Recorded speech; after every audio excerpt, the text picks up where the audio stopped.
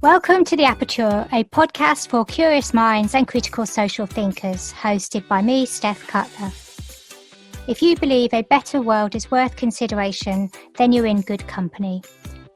Each episode, I chat with someone with views and/or experiences of a social issue, and at the end, I hand over to a creative contributor who has the final say.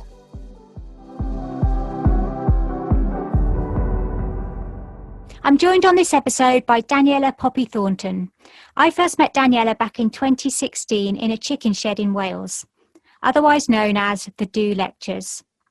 At the time, she'd recently released a report called Tackling Heropreneurship, which offers ideas for improving our collective response to tackling global challenges by rethinking how we fund and educate for social change.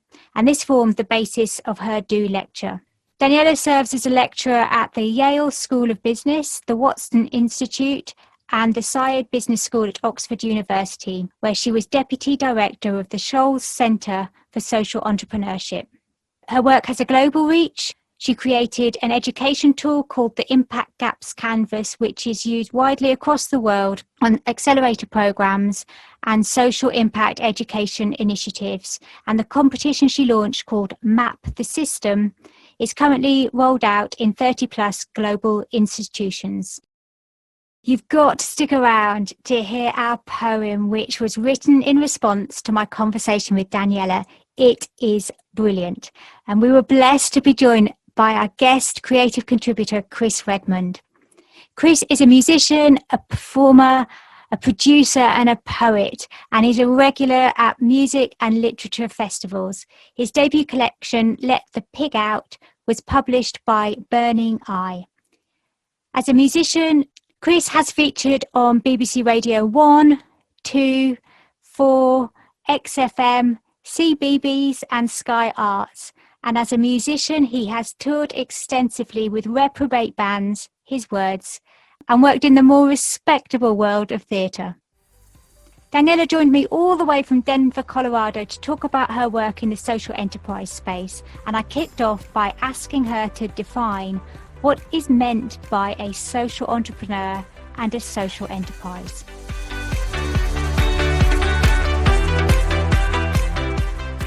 The way it's often taught is that a social entrepreneur is somebody who creates a social enterprise. And by that, people often mean a business that has a hybrid function that generates income, but also generates impact. In my view, social entrepreneurs and social enterprise don't need to be linked.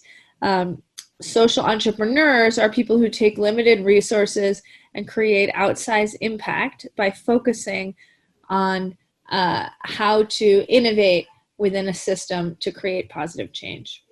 And the idea being that too often we think of the entrepreneur as a hero.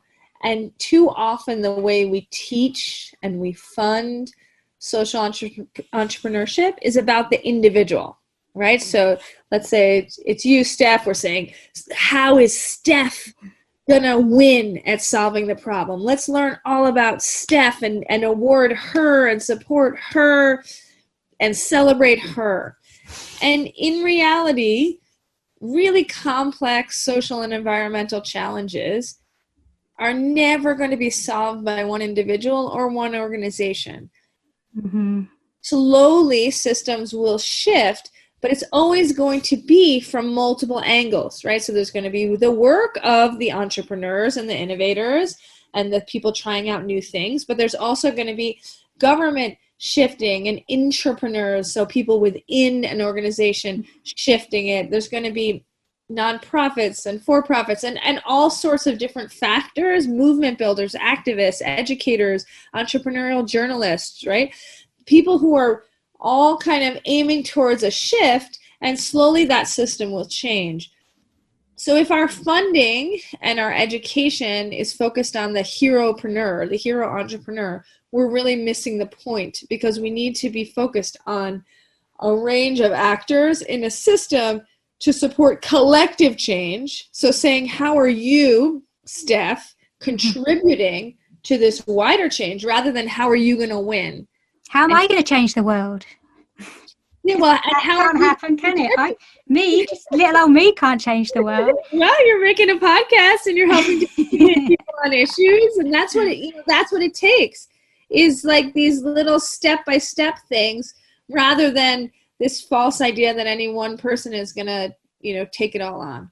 I don't want people to walk away from this thinking, gosh, no, not one person can't change the world. They can. We know they can, right? We know that one person can, but they can't, A, do it alone, and B, they can't do it if they think they can do it alone. In other words, they can't do it if they're trying to win and beat the others who are doing it, right? In this competitive business mindset, the way we teach business is that you are trying to out-compete your competitors. You're trying to win.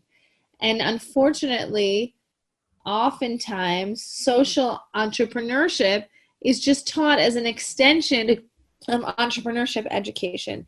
And we need to teach people a different mental model. Instead of how am I going to win, it's how am I going to contribute. Instead of who are your competitors, it's how is my work going to add to their impact, add to their value, make them more successful, right? That's a different mindset. And every single one of us can contribute. So it doesn't take away the power of our individual ability to contribute to change. It just doesn't mean we're going to get the only gold star if we're doing it. Yeah, got you. It's almost like that heropreneurship it feels a bit like there's a bit of ego in there too, isn't there? And that idea that, winner takes all and you're the big I am, and it doesn't fuel social impact in the way in which we need to see it happen. So you've been quoted as saying, we don't need more and more social businesses. What we need is more social impact. And the way to do that, in my opinion, something that's missing in the way to do that is to understand a system and ask questions and learn.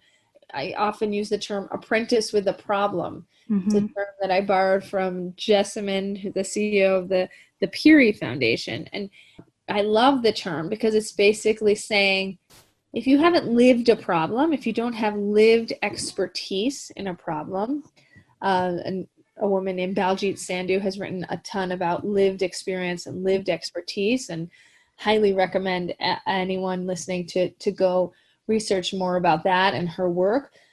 But lived expertise, in the way that she talks about it, is someone who has lived experience of a social injustice, right? Maybe someone who was incarcerated, someone who was homeless, someone who experienced racial prejudice, experienced different things that they are then working to change, right? Some of us want to work on issues we didn't live, right? You might have, in my particular experience, I worked in Cambodia for 6 years, working on education, but I'm not Cambodian, and I didn't live the experience of the Cambodian education system. And I took a heropreneur model where I thought I would just get off the plane and help and jump in. But I didn't know the language, didn't know the culture, didn't know the history, didn't know a lot or at all anything about that system and that problem. And so the concept of apprenticing with a problem, I love as a way to say, now if I really care about this issue of homelessness in my community, but I don't really know a lot about it and I don't have lived experience of that injustice, maybe I don't need to go be the CEO founder right straight out the door and apply to some business plan competition with my idea. But I'm really good at finance. Maybe I'll go be the CFO for a nonprofit working on that issue, and I'll learn and I'll ask questions and I'll meet more people and I'll understand more. And eventually I might or might not find a different pathway in that might, include some form of entrepreneurship. Mm-hmm. Or I might find a different way to contribute to the system that doesn't have to be me as the founder. I'm nodding along. And I know Baljit well, and I'll include a link to her report in the show notes too, because it is amazing.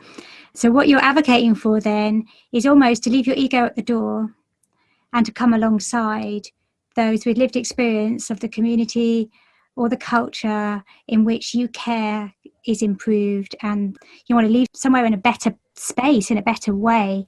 But it's the approach really, isn't it, you're talking about, the how we go about doing this, because I remember you talking about your experience in Cambodia, and I probably wasn't the only one in the audience slightly cringing myself of these ideas that we've had in the past of volunteering and jumping in feet first, thinking we know best. And really, like, where does that even come from?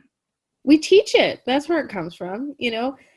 We teach that there's, at least here in America, I know we teach that you have a responsibility to help, poor people in poor places or something, so it's like students, young people who are volunteering, it's not their fault that they're jumping in head first to work on a problem they know nothing about. That's what they're sold. That's what they're told to do. They get school credit or university credit, college credit to go volunteer abroad, I think that's ironic sometimes that high school students in some fancy high school might get credit at their school to go volunteer, but if they're going to go learn and study, that they might not, right? Which is backwards, because we're telling them that they have all the tools they need to go improve someone else's life. And instead, what we should be saying is, yes, go abroad, learn, try to leave the world better than you left it. But it's actually, in order to do that, you're going to have to shift how you live, how you travel, how you give, how you vote, all those things. They take more than your week volunteering in an orphanage. It's going to take you shifting how you are implicit and complicit possibly in this broken system. And what a richer experience you will have. Correct. If you learn. And if you focus, also we're failing the young people by telling them it's easy, right? We're failing them by saying, go, sign up, do this thing, pat yourself on the back, you're done, go home, right? You've done your part. And some people, I call that savior overload. Some people like, I've done it. Let me put my pictures up on social media. But other more enlightened or more like listening focused travelers might leave that experience being like, I actually didn't do a lot of good. And you told me it was easy. And yet, even though it was supposed to be easy, I still couldn't do it.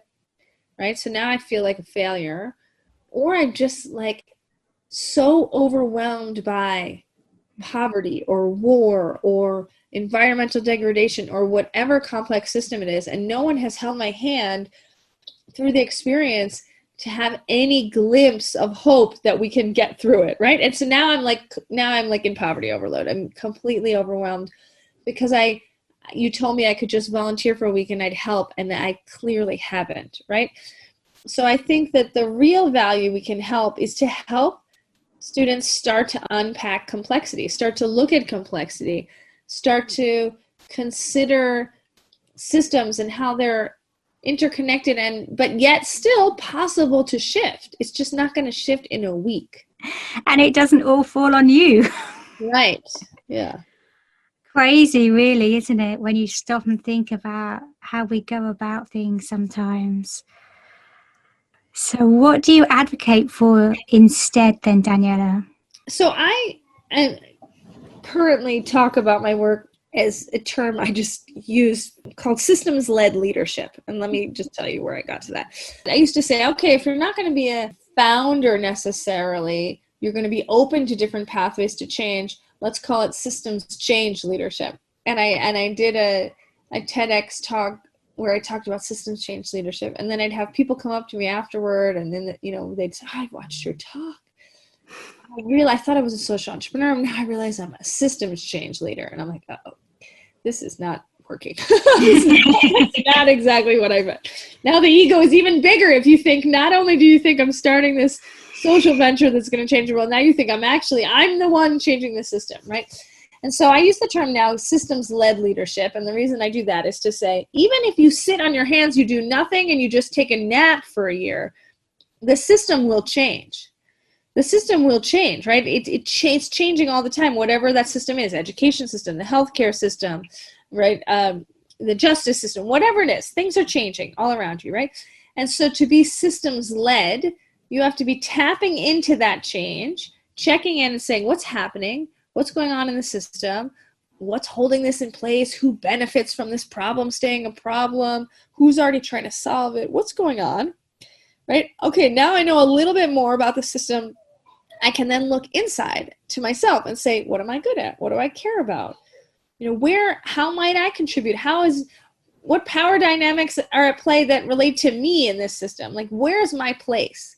Where's an opportunity? There's never just one possible leverage point. There's tons always, right? Yeah. Do I know a lot about policy change? No. So maybe I shouldn't work on policy change, but I might be able to work on behavior change, or I might be able to contribute to, a different venture that already exists that I have a skill set that they need, right?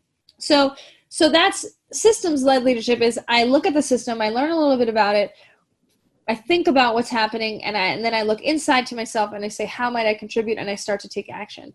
And then it's constant. It's a circular pattern, because now I look in again and say, wow, the system's changing. Are we still doing the right thing? Does this work still matter based on how the system is changing? Are we contributing, or is this the right path?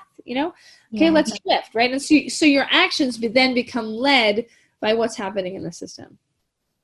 Because you understand the system and you understand much better the problem that you wish to improve. And you're never going to understand it all. Of course. But you're committed to learning about it, right? You're committed to understanding it. And too often in hackathons and business plan competitions, you're asked to solve, you're incentivized to come up with a solution, but you're not incentivized to come up with like a path to learning. And that's what we really need to incentivize, right? So those same young people who are going to go abroad, instead of saying, here's your impact for the week, it's what have you learned? What are you going to learn so that you can have a positive impact? The book I co-authored called Learning Service, Rethinking Volunteer Travel, we framed the book around a quote that my co-author Claire Bennett had heard as one definition of the Vajra. The Vajra is a Mahayana Buddhist symbol that kind of looks like a whole bunch of figure eights all connected. And just like the figure eight, the concept is action without learning is ignorance. Learning without action is selfishness. So action without learning, I get off the plane, I know nothing about Cambodia, but here I am, I'm going to change things. That's ignorance. Learning without action, so I'm just going to come interview a whole bunch of people and learn about poverty, or I'm just going to sit in my ivory tower and learn about poverty, but with no intention to positively act on that afterward, well, that's selfishness, right? I'm using your time to learn about your state of affairs, but I'm actually going to do anything about it. That's selfishness, right? So it's a constant balance of saying there'll be moments when I'm more in action and moments when I'm more in learning. But just like systems-led leadership as a concept, you need to constantly be tapping back into that system, that learning, and helping that design your future action. So hence, we don't need any more social businesses with a problem they've already identified, with solutions they've already included in their business plan of how they're going to fix them. It's flipping the approach. How can you include that in the education system? Because this is a space where you operate. Yeah, so it doesn't mean that no more social businesses, but what it means is I look at the system, I learn more. There's going to be multiple opportunities for leverage points, right? So I designed a really basic tool called the Impact Gaps Canvas, which asks you to do exactly that. And it's used in a number of universities and education programs around the world now, where people say, the left side of the canvas says, what's the problem? What's holding it in place? What are the numbers? The right side says who's already trying to solve it? What's already being tried? And in the middle is the gaps. And there's always going to be multiple gaps. There's gaps in policy. There's gaps in education. There's gaps in, geographic focus or whatever. So then you look at the gaps and you look at yourself, right? It could be that there's an opportunity, both from your own skill set and knowledge and connections and what's happening in the system, to start a social enterprise. Doesn't mean that we might not start a social enterprise, but you're going to start it with the intention to improve the system rather than to win. So let me give you an example. There's a Skoll Foundation awardee. They award social entrepreneurs every year. And this organization is called Angaza. And I like the story of Angaza as an example of an organization that went in initially to start a social enterprise, which was a solar as a service company. So there's a lot of solar as a service companies. You might have heard of Off-Grid Electric or MCOPA or any number of others where they install solar panels on some rural off-grid community's home or workplace, and then people pay for that solar week after week, month after month, as a service, just like you might pay for grid-based electricity as a service. So Angaza started out to just be another social enterprise that was also doing solar as a service. And what they realized when they started out was one of the first things they had to do, and every other organization like them had to do, was to create an app for a smartphone so that people could go and turn on the solar or turn it off if people aren't paying, or create a payment platform so that people can pay through it, or whatever that is, right? And you can imagine all these different solar companies doing this work. They're all spending X numbers of hundreds of thousands of pounds or dollars or whatever to create these apps.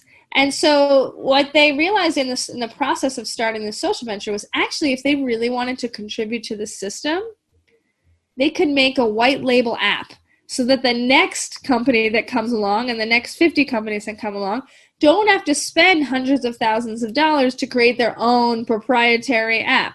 They can use this app, and they've then realized actually it can also be used for selling solar cook stoves or a gasifying stove or a water pump or whatever, right? And so instead of becoming yet another solar as a service company, they, in my mind, shifted towards a more systems-led contribution by saying, we're going to create something. It happens to still be through a social business model, but we're going to create something that by creating it is making other people's work easier. It's making other people's impact bigger. It's saving other people money so that they can focus on change. Yeah, that makes perfect sense. I've got you. It's just so much smarter. And the word that was on my mind as you were talking, Daniela, was collaborative. This is just a much more collaborative approach, isn't it? And it can be collaborative in the sense of we are working together. There's actually a whole movement called collective impact, which is about how multiple organizations, individuals, government bodies, activists, whatever that is, that are working towards the same issue might work together, right? Mm-hmm. So an example here would be there's a brilliant social entrepreneur named Ned Breslin. He used to work on water issues in Africa for decades and did that in a collective impact way. And recently, in the last number of years, moved to Colorado. In Denver, he runs something called the Tennyson Center for Children.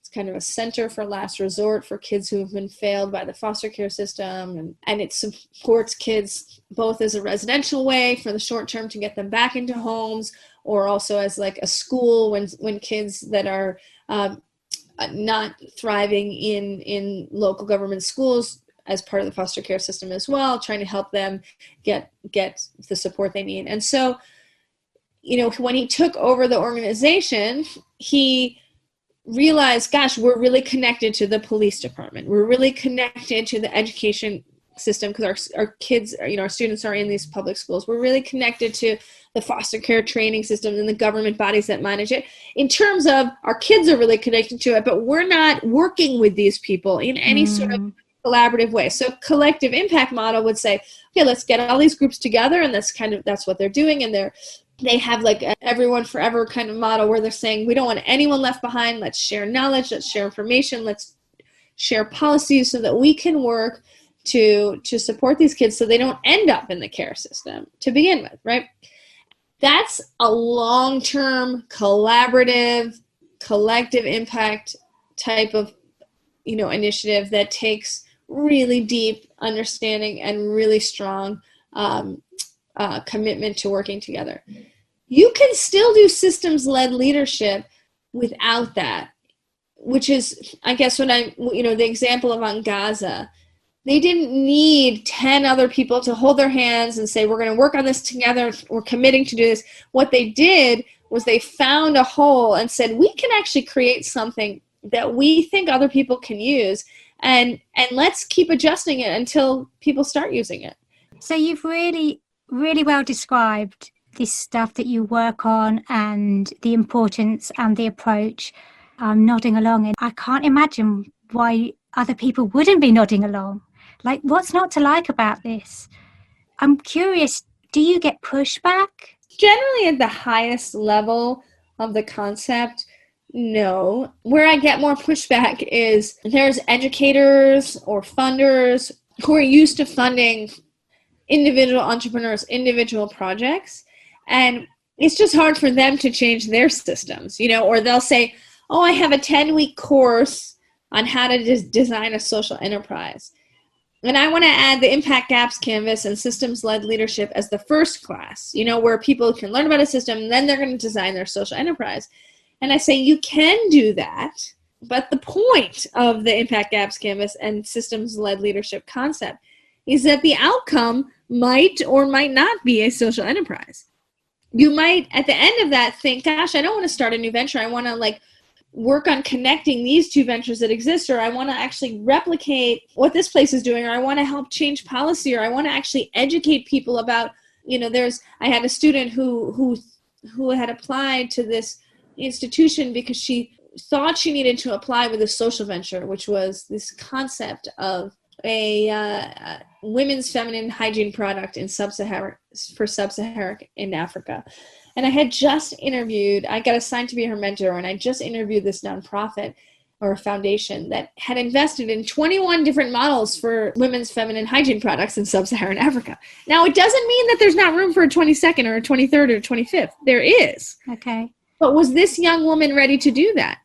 She didn't know much about sub-Saharan Africa. She wasn't going to actually go live there for a long time, probably at least in the short term. And all of a sudden, when I told her, hey, you know what you could do?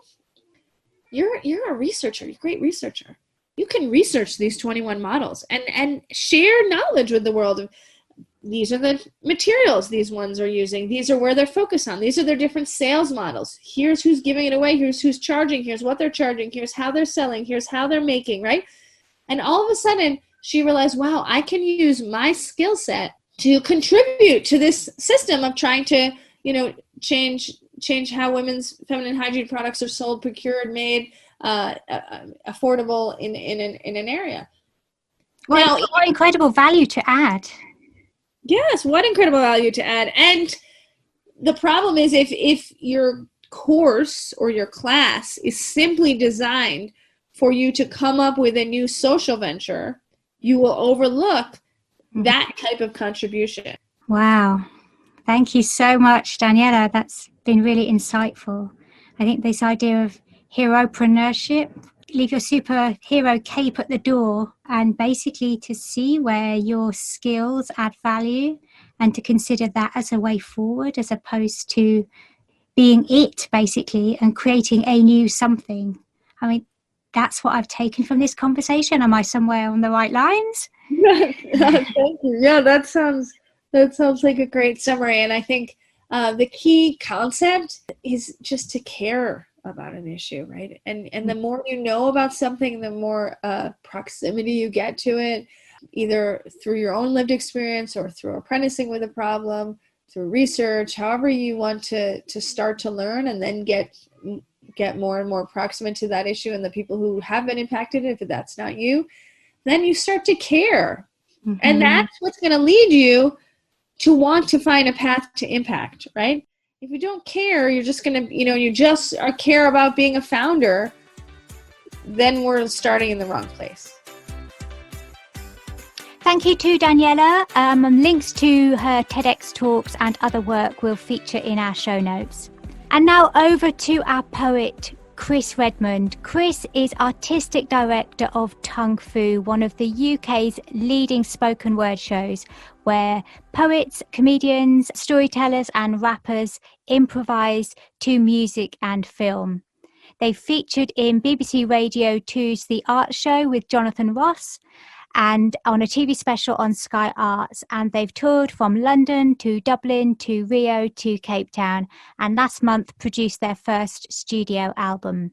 The notion of creating a collective impact really chimed with Chris and some of the work he's currently undertaking, and so inspired just the most beautiful response to my chat. Imagine a murmuration of starlings, 10,000 birds, folding and flowering, sky calligraphers bending evenings into pointillist patterns of their impulse, speckle-winged flames churning the air. Now, imagine those starlings in competition, all attempting to outspin, outmaneuver each other, bent on accolade and achievement. The sky would be mud. They don't question the system that nurtures their flocking instincts. Perhaps they just know there is uplift when their wings beat synchronous. When we, the smart mammals, ground dwellers with bank accounts and ambitions, watch the starlings, we are wonder eyes, chests swell with awe breathing. Can we not learn? Must we exist as the antithesis to starlings? How we raise ourselves to believe success is a synonym for winning. Every child learns this over and over with each book, film, or song. The I becomes blind to the we, the us too defined by the them, until even the noblest of intentions can flounder into blame and bluster if the impulse is to be heroic. Let's take off our capes for a moment and our shiny pants, put our weapons and our lead role ambitions down and listen. A musician doesn't compete to outperform another. They learn from each other to fill the world with more music. Can success be synonymous with service? Can "how can I win" transform to "how can I help"? How do we want to fly? Like Superman, trying to spin the earth backwards with his own stubborn will? Or like starlings, following each other's lead, lifting each other up?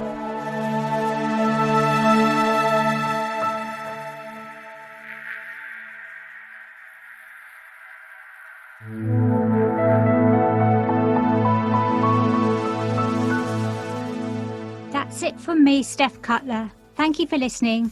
Please subscribe so you don't miss a future episode of The Aperture on Apple, Spotify, YouTube, or wherever you get your podcasts from. Please like, share, leave a review, and The Aperture can be found on Facebook and Twitter. This episode of The Aperture was produced by VI Podcasting. See you next time for more social change thinking.